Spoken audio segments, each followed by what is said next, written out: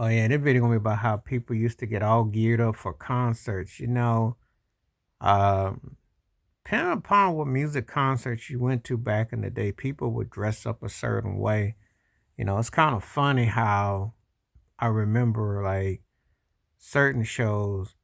How people were more formal and they were more dressed a certain way. Artists bring out different things in different people when you go to concerts, I've noticed, because sometimes when you go see certain acts, people were more regular, you know. Um, Hip hop was the first genre that I saw, and you could say rock too, but especially hip hop with more like whatever kind of wear. But when you went to go see regular concerts, like if you go see R&B performances, people used to be more wearing sweaters and certain clothing or things like that. Yeah, it was different in different types of concerts I went to go see. I noticed that it was like the artists tend to bring the wear out of the people. If that's any way of the putting it. It's like you look to go see a certain artist and that drip meant that people were gonna rock that kind of drip. Whereas it all depends on what it was. Um, it really had a certain way that it would hit. And I miss that. I miss that identification. But nowadays people pay a chunk of money and they don't dress the part. Or some do, but it really meant the part. It was like you was really part of the script. Because I think artists, if they're trying to sell a certain theme and then the audience reflects their imagery, it's kind of like it was cool. And they kind of went hand in hand.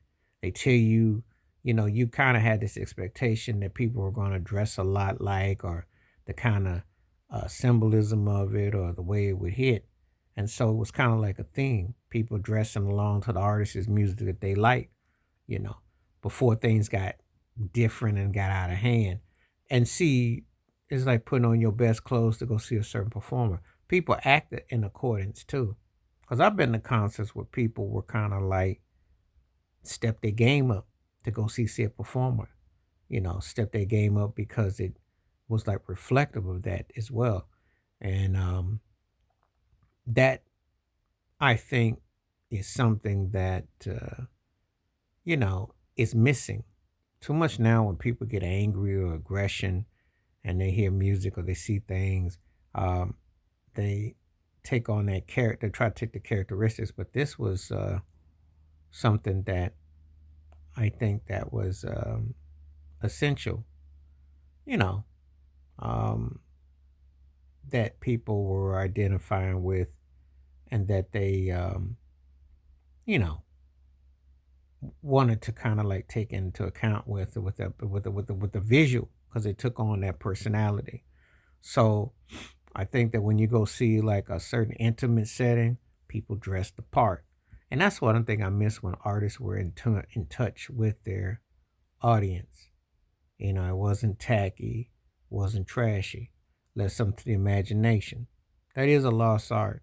The sophistication from the stage to presentation to the artistry should all kind of flow and go hand in hand, I think.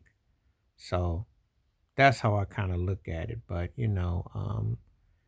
different people have different agendas and different mindsets about stuff, and how it's all played up on everything. But that's kind of how I look at it. But tell me what you think. Do you miss the days when artists and the audience kind of dressed the same and kind of had a theme and you could kind of feel like you were connected? Or do you think that you separate the two?